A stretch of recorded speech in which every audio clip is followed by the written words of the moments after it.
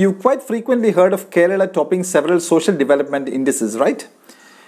Achieving 100% literacy 3 decades ago, nearly matching the United States on infant mortality, and more recently being the state with the least degree of multidimensional poverty. The next time you hear of another achievement by Kerala, I suggest you do not just give a thumbs up, but stand up and applaud, because Keralites have been achieving all this despite its Goondas, despite its government, and more recently despite a slanging match between the governor and the government. Let's be clear, Kerala's social development achievements are no recent phenomenon. In 1951, Kerala's literacy rate was 47% compared to 18% for all of India. Nearly 100 years before Indian independence, social reformers like Sree Narayana, Chattampi, Swamikal and Ayyankali were at work in Kerala. Around the same time, a Syrian Christian priest, Kuriakos Elias Chavara, was introducing a noon meal scheme in schools attached to churches, perhaps the first in the whole world. And he insisted on every church having a school attached, coining the concept of Palli Kudam.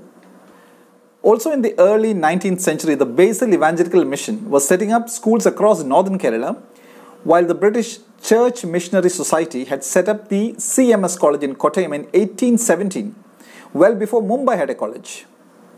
And then there were the native kingdoms establishing their own educational institutions and enhancing infrastructure. Like Travancore having an airport 90 years ago in 1932 with regular Trivandrum-Bombay flights. Meaning a mere 29 years after the Wright brothers' first successful flight in 1903, Trivandrum had an airport. Now that was the head start Kerala had before governments over the last 30-40 years stepped in to impair much of Kerala's early advantages, turning it into a state of strikes, hartals, unemployment, work stoppages, corruption, and a population hooked on to government jobs and pensions, and numerous others surviving on free food kits doled out by the government, as though it's some kind of charity by the government. The demolition of modern-day Kerala has different aspects to it. This week we can pick 3. 1. The Goons. Of course, Kerala has no monopoly of Goondaism, but being a highly literate state, even Kerala's Goons fall in a totally different class, who can appreciate the difficulties of policing. So last month, after bludgeoning a 19-year-old youth to death, the culprit Jomon K. Jose carried the body on his shoulders and dumped it in front of the Kottayam East police station. I tell you, you won't find such helpful, police-friendly criminals anywhere else. And Kerala's highly literate police keep a neat accounting of the Goondas in the state. According to the latest Goonda list released this month, there are 2,750 Goondas in the state.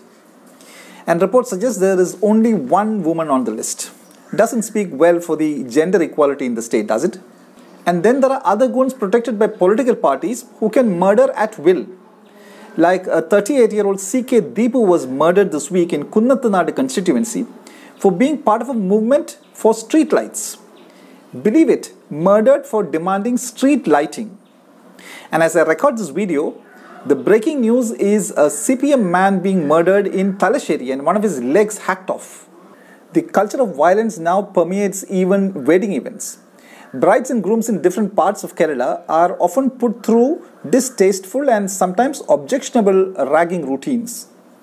This week, a wedding eve skirmish in Kannur led to an incident of bomb throwing, in which a young man's head was blown to bits. One troll went like this: "We'll keep the wedding simple. We throw a bomb that side, you throw one this side. Ceremony over." 2. The government. The average Keralite believes that the government exists to give government jobs, pensions, and dole out freebies.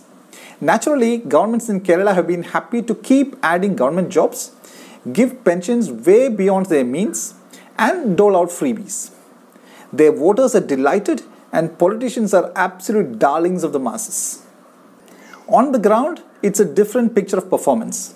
For example, 90 years after its first airport in Trivandrum in 1932, Kerala's governments in independent India have been able to add only 3 more. Infrastructure projects can take decades, sometimes centuries. Kerala's first railway line was commissioned between Beypur and Tirur in 1861. A good 161 years later, in 2022, Kerala is still struggling with doubling of its state railway network. In 1906, the Malayalam Manorama newspaper mentioned the delay in constructing the Vizhinjam port in South Kerala. 116 years later, the Adani Group is working on it. So when the present government talks about the K-Rail high-speed railway project, Keralites know that it is likely to happen in 100 years or so. And then there is the governor. With the kind of aversion and disdain that many state governments have for their respective governors, one would think it would be difficult to get people to occupy that seat. But there are always takers for life in a Raj Bhavan. Note the Raj Bhavan, with all the trappings of the Raj culture. Kerala is no different from many other states in its disdain for the governor. The ruling CPM wants him out, and the opposition Congress has no love for him.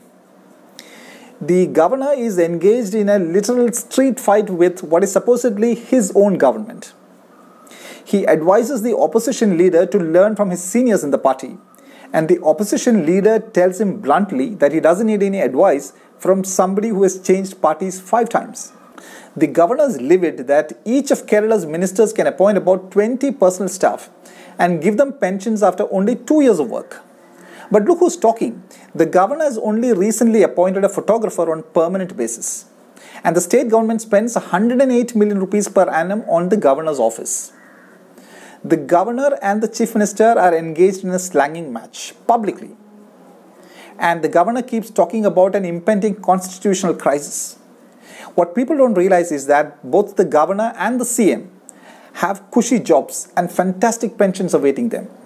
With little hope from the government or governor, no jobs, and few chances of nurturing a business at home, many of Kerala's youth are forced to flee the state.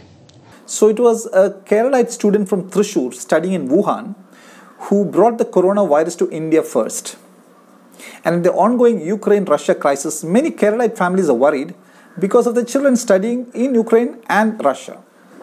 And this week, when 3 Canadian universities announced bankruptcy, many Keralite families were worried because their children are studying there. That is the challenging context in which Keralites are trying to help themselves at home and abroad. Which is why achievements by Keralites today need a special applause. Like that of Mohammed Shaheen from Kerala, CEO of 7 Capitals, a broking firm, who recently launched his company's banner in Dubai on the world's tallest building, Burj Khalifa. This video salutes 2 Dalits in Rajasthan who dared to take on caste bullies and rode on horses on their respective wedding days this week. In Rajasthan's Bundi district, 24-year-old Manoj Bhairava rode on a horse on his wedding day.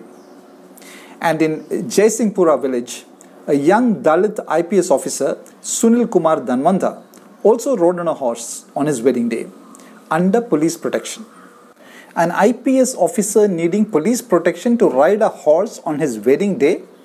For many Keralites, this might appear like a scene from 100 years ago. But this is the telltale reality of caste oppression in modern-day India in many states. On the positive side, the Operation Samanta, or Equality, launched in Rajasthan's Bundi district, slowly seems to be bearing fruit.